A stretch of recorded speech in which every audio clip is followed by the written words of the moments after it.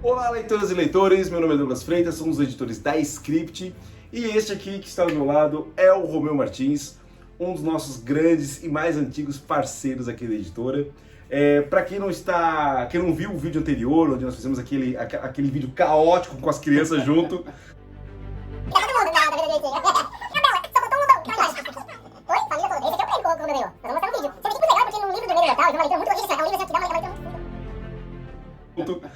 E não sabe quem é o Romeu, não sabe quem é o Romeu na fila do pão, vou então deixar bem claro que você estivesse ao lado dele, você está do lado de uma pessoa famosa.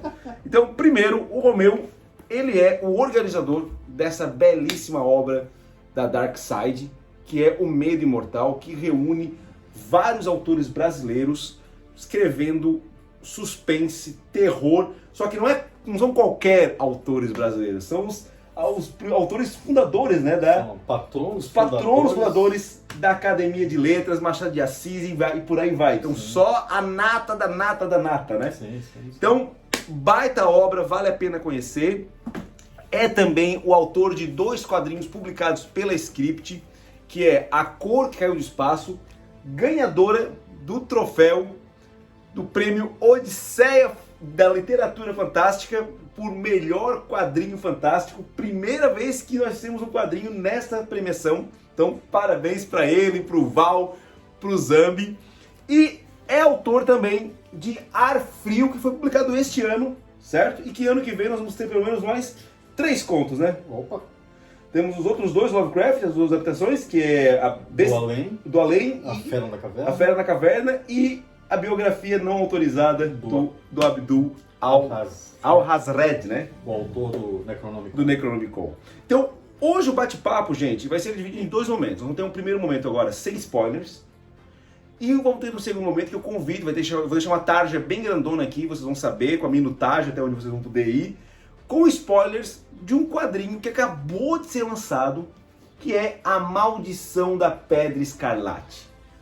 Obra que eu escrevi juntamente com o Romeu, e nós tivemos um grande time de artistas. Temos aqui o Alberto Pessoa, Chairinha Reis, José Luiz Padilha e Emanuel Merlotti. Então, galera aqui, ó, de peso, uma obra que já está à venda na Amazon e os apoiadores estão recebendo agora já nos próximos dias o seu quadrinho. Um time de todas as regiões do Brasil, hein? Exatamente. Nordeste, nós temos de Sudeste, todo canto. Centro-Oeste e Sul. Galera, em todo ponto escrevendo este quadrinho que faz parte deste universo criado pela Script, que são crônicas de Rillier, onde todos fazem parte do mesmo universo, embora cada história seja independente uma das outras.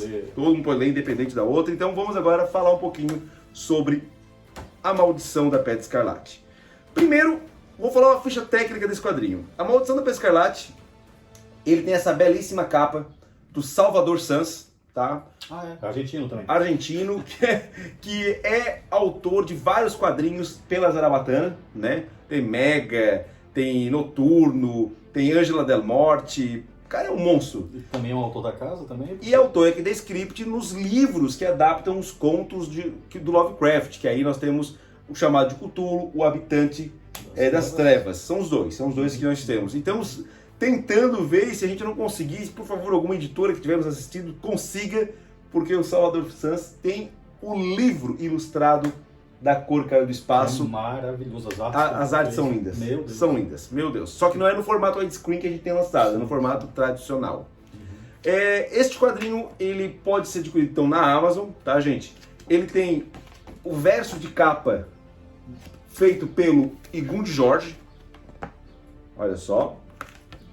E ele é em preto e branco com várias histórias que compõem um todo. Ela é uma história que cronologicamente ela vem desde tempos imemoriais até o Brasil colonial, né? O Brasil ali, século XVII. Século XVII, século XVIII. Chega a ser século XVIII? É porque ninguém... Nunca bateu martelo, né? Nunca bateu martelo. Então fica mais ou menos naquela época. Então, eu agora vou deixar de falar um pouquinho e vou ser mais um entrevistador, batendo um papo agora com o Romeu, regado com uma cervejinha enquanto a gente conversa. Né? Então... Prosit. Então vamos lá. Romeu, A Maldição da Pedra Escarlate, ela traz personagens icônicos de Robert E. Howard e de Lovecraft, que eram amigos, que eram confidentes de correspondência de cartas e tudo mais. A Maldição da Pedra Escarlate, ela começa com a primeira parte com uma espécie de resgate da origem do cosmo, da origem da vida até, na visão de Howard e de Lovecraft. Então a gente agradece o Luciano Guel do Mundo Tentacular, que foi graças a um artigo dele que a gente conseguiu montar este projeto. Como é que tu vê essa ideia de começar a trazer um material tipo assim de cosmicidade, de origem para um quadrinho desse aqui? Porque geralmente o pessoal pula essa etapa. Né? Eu acredito que eu nunca tinha visto alguém fazer um trabalho minucioso e tal, preenchendo essas lacunas que os dois, como você falou, né? Eles eram correspondentes, eles nunca se conheceram pessoalmente, mas eles chegaram a um influenciar o outro, aparecer personagens, livros citados por um em obra do outro, assim, e houve um esforço de fazer citações, por exemplo, nos contos do Howard, né, com o Conan e tal, a falar em Dagon, a falar de criaturas criadas pelo Lovecraft, assim como Lovecraft também se esforçou para incluir algumas coisas. Era um universo compartilhado, né? De certa forma. E dessa forma, como você montou nessa introdução, eu nunca tinha visto, né? E é muito interessante, porque mostra como esses universos são compatíveis e... Né?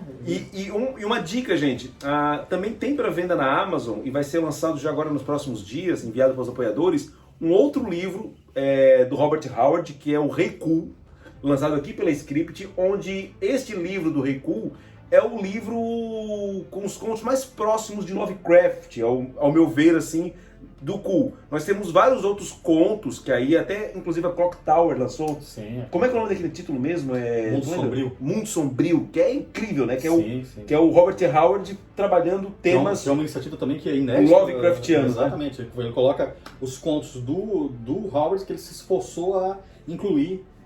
E daí tem coisa do Barato, tem coisa... Nossa, é uma infinidade. Não, e o pessoal da Clock Tower tá de parabéns, que fizeram um trabalho maravilhoso. A tradução é muito boa, ilustrado também. Muito bom mesmo, muito bom. Então vale a pena, fica uma dica legal aí de livro para trazer. E esse do Rei Cool, ele tem uma inspiração muito Lovecraftiana, porque tanto que vai ter um povo serpente, que esse povo serpente várias vezes aparece nos contos do Lovecraft.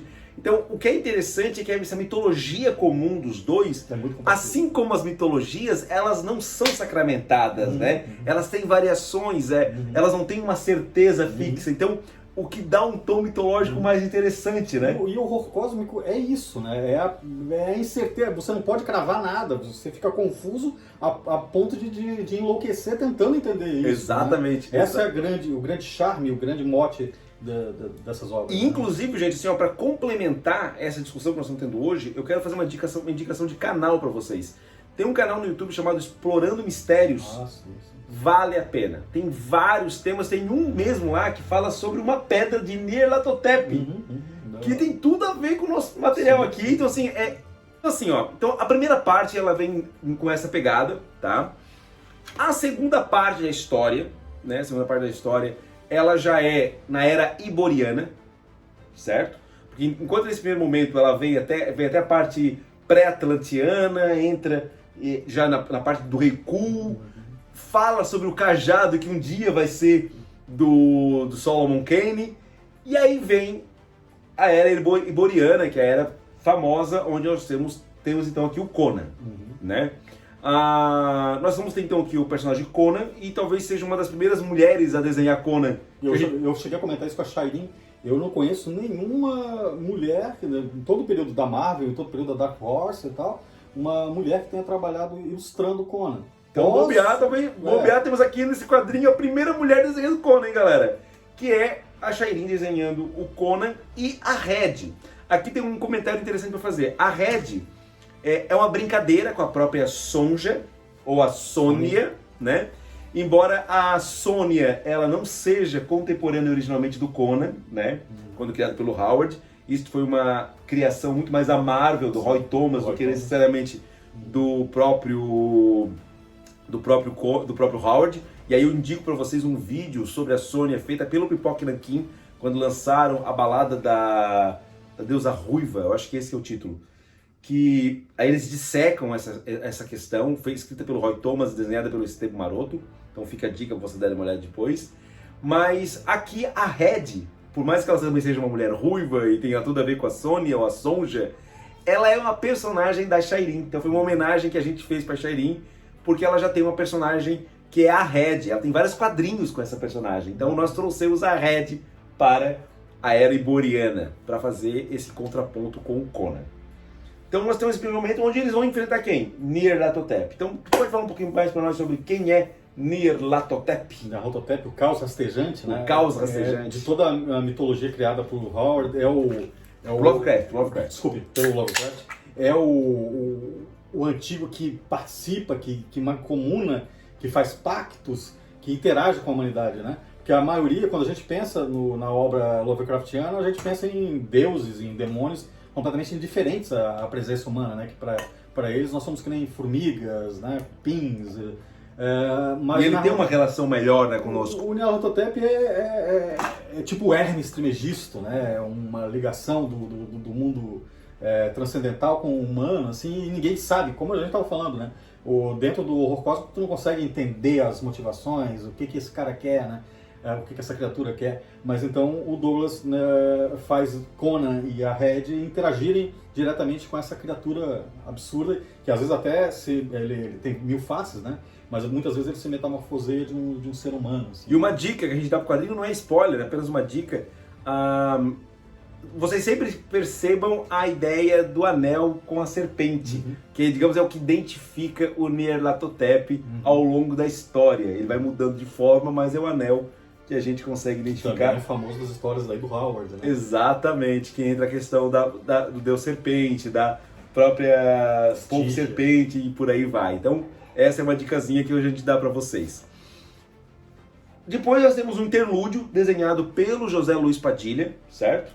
Aonde nós vamos ter uma transição de tempo, onde tudo que nós vimos nas artes feitas pela Shireen é contada numa história de bar. Então tu não tem muita certeza se aquilo que aconteceu é real ou se teve alguma alteração. E por isso que o desenho acaba sendo um desenho mais realista, porque, digamos, ali é o momento real. E ele dá um pulo no tempo, já lá com a morte de Abdul al-Hazred. Eu não me arrisco a pronunciar nada. Que é o árabe louco, que é o criador do Necronomicon. E que é o escritor deste livro que a Script já lançou também. Ó, você já deve ter visto isso aqui muitas vezes no Evil Dead, que é o Necronomicon. Isso aqui é uma sobrecapa. A Script lançou em 2020 esse aqui, ó. O Necronomicon Al-Azif, do Abdul al-Hazred, onde nós fizemos um livro imaginativo de como seria a versão de Miskatonic, num projeto gráfico lindíssimo feito pelo G. Pavlik e com a presença de vários artistas. Então aqui nós temos contos, nós temos magias, nós temos sigilos, nós temos algumas maldições aqui, temos algumas histórias, inclusive com até alguns feitiços, com um trabalho muito legal. Tem também para vocês adquirirem na Amazon. E aqui, inclusive, tem um conto do Lovecraft que traz exatamente esta história do Necronomicon e uma linha do tempo, onde a gente consegue situar os acontecimentos no ano mais ou menos 730 depois de Cristo, né? Então é mais ou menos quando foi escrito isso aqui, e que pelos contos de Lovecraft nós sabemos que tem uma versão dessa na Argentina, temos uma versão dessa que é de Miskatonic, que é este livro aqui, que é a versão Miskatonic, temos outra no Vaticano e algumas perdidas aí pelo mundo, né? Temos algumas perdidas pelo mundo. Na Maldição da Pedra Estalada a gente mostra mais uma. E aqui na Maldição da Pedra Estalada, só que aí isso aí vai entrar só na área de spoilers, tá, gente? Então não vamos falar agora. Mas no quadrinho a gente faz mais um vínculo, tá, galera? Então fiquem ligados. O quadrinho fecha agora com uma história mais comprida, que é escrita totalmente pelo Romeu, desenhada pelo Emmanuel Merlotti, que é a parte do Solomon Kane, que é outra criação do Robert Howard, né? E aqui ele veio pro Brasil encontrar ninguém mais, ninguém menos do que Machado de Assis. Não.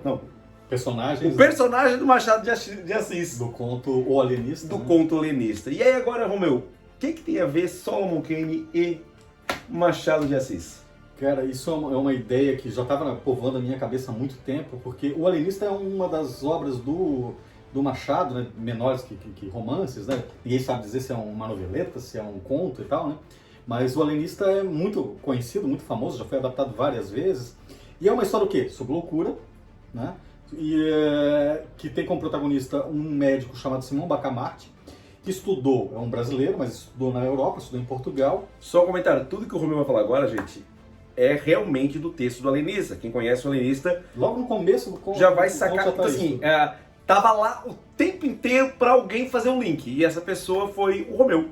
Ok? Então tava tudo lá, prontinho para fazer o link, vai. E o Machado deixa bem claro que ele, quando estudou em Portugal, ele se apaixonou pelos colegas árabes dele, né? A medicina, os matemáticos árabes, e trouxe esses livros para o Brasil. Tão apaixonado o Simão Bacamarte era pela cultura árabe, que no manicômio, na casa de Orates, como eles falam no conto, né? Que ele criou a Casa Verde, ele coloca na fachada uma frase que é do Alcorão, que né, ela, se referindo aos pacientes ali, né? Deus lhes tira o juízo para que não pequem, né? Deus tira o juízo dos pacientes aqui para que eles não sejam responsáveis por si mesmos e não possam ter pecado, né? Essa é uma frase que ele atribui ao Alcorão, só que ele espalha para as pessoas ali, principalmente para o padre, para que não seja denunciado, ele atribui essa frase a um papa, né? Isso é a ironia machadiana em estado bruto, né? Legal. E tem uma curiosidade disso, mas o que Machado de Assis tem a ver com Lovecraft, o que tem a ver com Howard e tal? Qual é a maior inspiração que Lovecraft tem, né? E assumidamente, né, ele sempre referenciou? Edgar Allan Poe, né? Sim. Edgar Allan Poe é a pessoa que, quando ele leu, mudou o modo de pensar dele. E Machado de Assis era um leitor ávido de Edgar Allan Poe também. Tanto que o poema O Corvo, as duas traduções mais célebres dela para o português são de Fernando Pessoa e Machado de Assis. Que legal. Então o Machado não só leitor, como tradutor de Edgar Allan Poe. E o próprio conto, a noveleta O Alienista, é inspirado num conto do Edgar Allan Poe, de Cara, isso eu não sabia. 1945. Isso eu não sabia. Tem estudos que falam sobre isso, mas não é uma coisa... Porque esse conto mesmo do Edgar Allan Poe é bem desconhecido. Em português, a tradução é O Sistema, do Dr. Alcatrão e do Professor Pena, que é a história de um manicômio em que os loucos tomam conta do ambiente, né? Que é Em 1845, e o conto e a obra do Machado de Assis é de 1872. Então, quase 40 anos antes.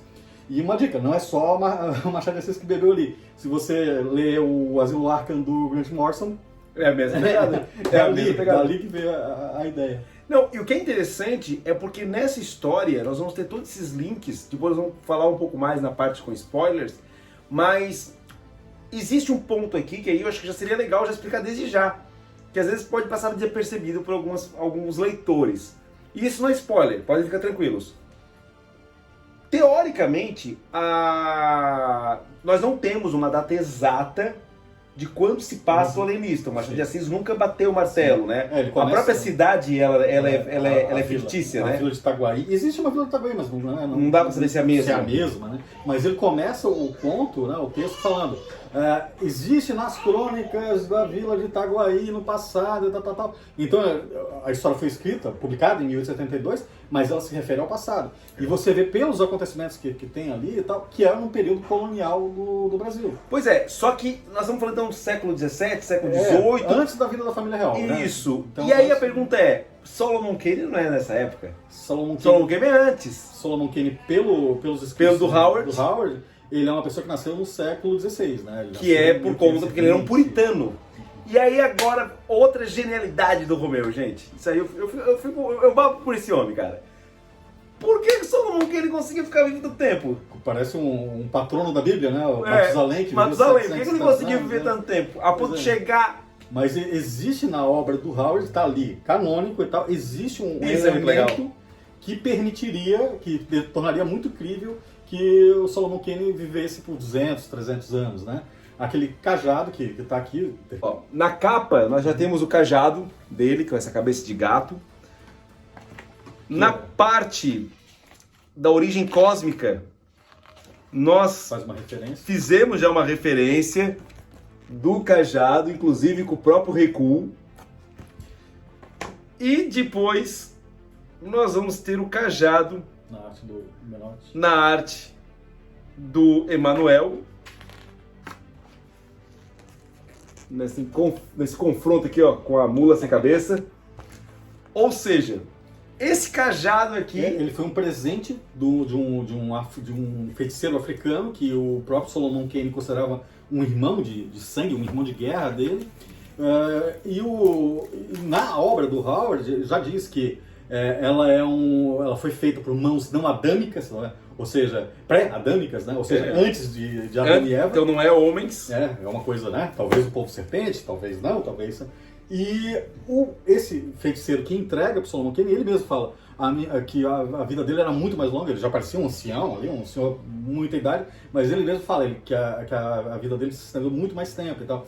Então quando o Solomon Kane toma posse disso, recebe esse presente e tal, a vida dele também vai se prolongar, né? Muito legal, gente. Então, essas pequenas reviravoltas que o Romeu fez deram outros contornos no quadrinho, eu tenho certeza que vocês vão amar. E eu preciso dizer que a gente fez textos interligando, né, a obra como toda, e a gente coloca o Solomon Kane refletindo isso, e quando a gente faz, né, ele escrevendo e tal, pensando nisso, e dentro da narrativa bíblica, ele tem que encontrar uma explicação que não seja pré-adâmica, né? Não, que faça parte da crença bíblica dele.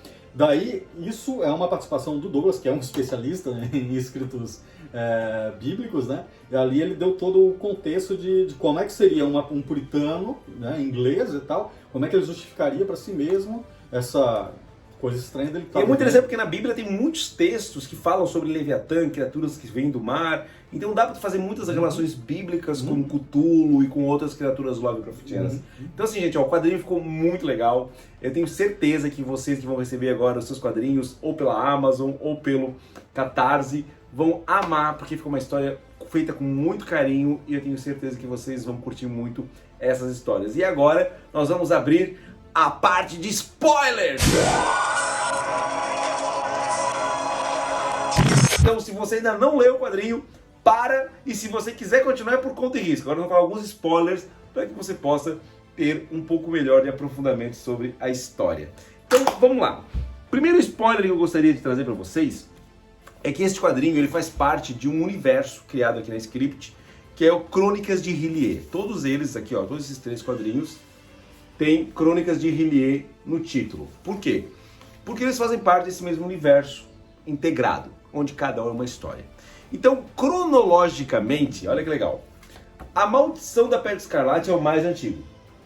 Ela começa da origem cósmica, passa pelo século VII, passa pela parte era liboriana, depois passa pelo século VII depois de Cristo, que é onde tem a origem, a morte, na verdade, já do Abdul al-Zahared, e aí finaliza no século XVII, XVIII com a ambientação do alienista e do Solomon Kane. Já na nossa época, nós temos esse aqui, que é a Testemunha, que é uma adaptação, de certa forma, de Dagon, foi desenhada pela Alice Monstrinho, certo? Aonde nessa história aqui nós temos um personagem que ele está tendo sonhos e a história termina com ele tendo sonhos da queda de R'lyeh, né? Que é a cidade onde hoje jaz dormindo envelheço esplêndido o Cthulhu, e encerra com a chegada de Yog-Sothoth, certo? E a Testemunha então encerra com essa chegada de Yog-Sothoth no mundo. Das Profundezas da Loucura, que inclusive foi indicado ao HQ Mix de melhor colorista, começa com a chegada de Yog-Sothoth na Terra. Então ele vai se passar num futuro próximo. A gente não coloca quando isso acontece, mas é num futuro próximo, aonde a chegada de Yog-Sothoth gera o despertar de Cthulhu. E no momento que Cthulhu desperta, nós vamos ter um grande kaiju andando pela Terra. E aí gerando a loucura de todas as pessoas. E aqui nós vamos ter vários elementos, nós vamos ter desde zumbis, entre aspas, que não são bem zumbis, né? Os ghouls, trabalhados por Lovecraft. Nós vamos ter o Cthulhu como entidade, até eu gosto de brincar, porque embora nas histórias de Lovecraft, Cthulhu nunca foi físico, né? Sempre foi metafísico. Mas se uma vez que ele está dormindo, que ele está coisa, ele existe teoricamente uma situação corpórea, sim, física. E sempre por Lovecraft foi ameaçado o retorno dele, mas nunca voltou. Uhum. E agora a gente trouxe. Então, fisicamente o que vai acontecer? Mundo, né? Então nessa história, que é uma história onde nós vamos ter uma irmã, nós vamos ter um menino e nós vamos ter o próprio Nyarlathotep novamente aqui, líder de uma seita, e nós vamos ter uma história que mistura Lovecraft com Mad Max. E ao final, eu não vou poder falar muito, mas nós vamos ter, olha aqui, nós vamos ter, na verdade, o Rei de Amarelo chegando. Em 2022 ou 2023, nós vamos fazer um outro quadrinho fechando este universo, tá, gente? São todas histórias independentes, então podem ler à vontade, mas para vocês terem uma noção de uma linha do tempo. E no ano que vem, o Romeu, sozinho dessa vez, vai escrever, já escreveu na verdade, já está sendo desenhado pelo Alberto Pessoa, uma história que ela vai se passar aqui, ó, na metade da maldição. Ela vai contar exatamente a história do Abdul Al-Haredi. Cada vez que eu falo um nome diferente. Porque, aí quando nós estamos na área de spoiler, não tem problema de falar, porque na primeira metade desse quadrinho, a pedra é escarlate. É uma pedra que sussurra. É uma pedra que ela abre portais. É uma pedra que ela é perdida pelo Nyarlathotep e sempre volta para ele. E é esta pedra que inspira e enlouquece o Abdul, que escreve o Necronomicon. Entenderam? Então, essa pedra faz o Abdul escrever o Necronomicon, e é o Necronomicon, uma das suas versões, que cai na mão do alienista, do Simão Bacamarte, e que vai ser resgatado pelo... Porque Solomon Kane é literalmente um fanático, né? É um fanático. Aquele personagem da... Pro Solomon Kane, o que não é Deus é o diabo. É aquele personagem da Marvel e tal, que no Brasil foi traduzido como fanático e tal. É bem a ideia, o Solomon Kane, quando coloca uma coisa na cabeça, ele atravessa o globo pra erradicar aquilo, o mal da Terra. E ele veio pra acabar com o Necronomicon, porque ele sabe que está no Brasil, na mão do Simão Bacamarte. Exatamente. Então ele move mundos e fundos pra destruir isso, né? Então, assim, a história estão todas conectadas, gente. Esses elementos que eu estou dando para vocês são conexões que nós temos dentro desse quadrinho. Então, assim, ó, é muito legal estar fazendo isso, e o Romeu está preparando, junto com o Alberto, para nós lançarmos no ano que vem, uma grande cola que vai trazer o momento da escrita do Necronomicon. Uhum. E aí vocês vão se apaixonar. Nós já publicamos algumas artes. Vou botar aqui 2 artezinhas para vocês terem uma noção. Olha só. Minimalismo da arte do professor Alberto. É incrível, né? O Alberto ele é um gênio, assim. Vocês viram, a arte é maravilhosa, e nós vamos ter então esta biografia do Abdul, do árabe louco, né?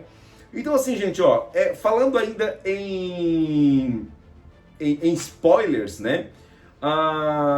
Assim como o Romeu deu a vida prolongada ao Solomon Kane com a jogada do cajado, como nós falamos antes, ele encerrou. Ou seja, graças ao cajado ele salva o dia. Ou não, né? Ou não, ele apenas posterga. Na verdade ele posterga, porque a gente descobre que depois vai dar uma merda aqui. Exatamente. No futuro. Então assim... Adiou o Apocalipse. Adiou o Apocalipse. Então, vamos lá. Numa linha do tempo, como é que se você quiser ler esses quadrinhos, para ter uma noção dentro de uma linha do tempo. Vocês começam então pela Maldição da Pedra Escarlate, depois vocês leem A Testemunha, e depois Nas Profundezas da Loucura. E aí, quando sair a biografia do Abdul Al-Haredi, vocês vão saber como é que foi criado o Necronomicon, que é tantas vezes citado nesses 3 materiais.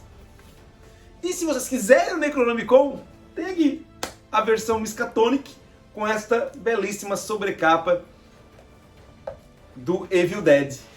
Uma homenagem. Mas é assim que vocês vão comprar na Amazon. Olha só, capa dura, versão Miskatonic, com verniz localizado. Trabalho lindíssimo, gente. Então tá aqui, ó. Pode voltar, compadre. Spoiler acabou. Vamos terminar o vídeo.